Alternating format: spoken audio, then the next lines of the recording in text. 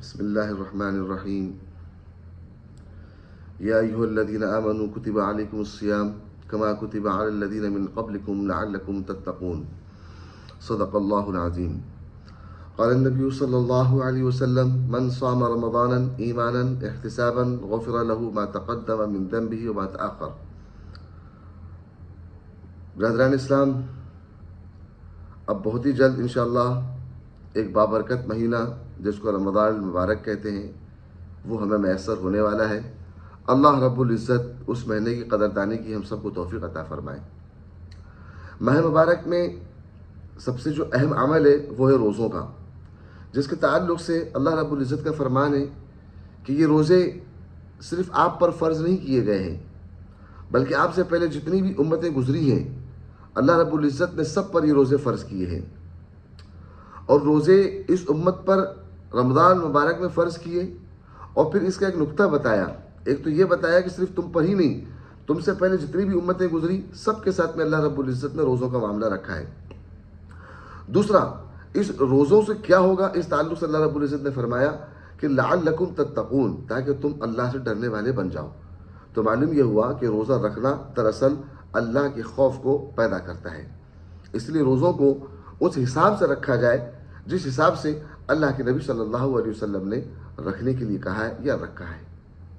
اور پھر یہ بھی کہا ہے کہ من صام رمضان ایمانا احتسابا غفر له ما تقدم من ذنبه وما تأخر، کہ جس نے رمضان مبارک کو ایمان اور احتساب کے ساتھ میں گزارا جیسا کہ اس کا حق ہے تو اللہ رب العزت اس کی مغفرت فرماتے ہیں. اب ہم روزے رکھیں گے انشاءاللہ. اس میں طرح طرح کے مسائل آتے ہیں. آدمی بیمار ہو جاتا ہے تو اس کو انجیکشن لگانے کی ضرورت پڑتی ہے، بسا اوقات گلوکوز لگانے کی ضرورت پڑتی ہے، بسا اوقات بلڈ ٹیسٹ کرنے کی ضرورت پڑتی ہے. پھر کبھی ایسا معاملہ ہوتا ہے کہ کوئی آپ کا عزیز قریب رشتہ دار پریشان ہے، اسے خون دینے کی ضرورت پڑتی ہے. بسا اوقات یہ بھی ہوتا ہے کہ آپ کچھ بیماری میں آ گئے، خون چڑھانے کا مسئلہ آ گیا ہے. تو یہ سارے مسائل، گلوکوز چڑھانا، تو اب لوگ مسائل پوچھتے ہیں. تو یہ ایک کڑی ہے: انجیکشن لگانا، گلوکوز چڑھانا، خون دینا، بلڈ ٹیسٹ کرنا. تو کیا ان سب چیزوں سے روزہ ٹوٹتا ہے؟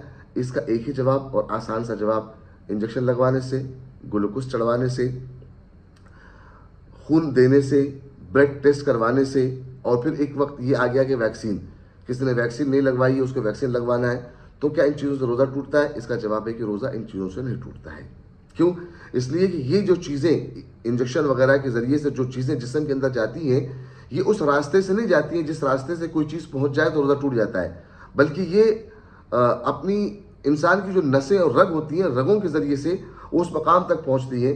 تو اس لیے اس کا راستہ چونکہ منہ سے نہیں جا رہا ہے، اس لیے اس کا راستہ بدل جانے کی وجہ سے ان چیزوں کے استعمال سے بوقت ضرورت روزہ نہیں ٹوٹتا.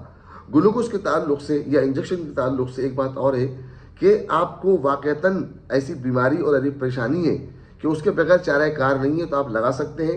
اور بہت سے لوگ طاقت کے لیے لگانا چاہتے ہیں تو ان کو چاہیے کہ وہ طاقت کے لیے نہ لگائیں بلکہ ضرورت پڑنے پر ان چیزوں کا استعمال کریں، اور ان چیزوں کے استعمال سے روزہ نہیں ٹوٹتا. اللہ تعالی ہم سب کو روزوں کی قدردانی کی توفیق عطا فرمائے.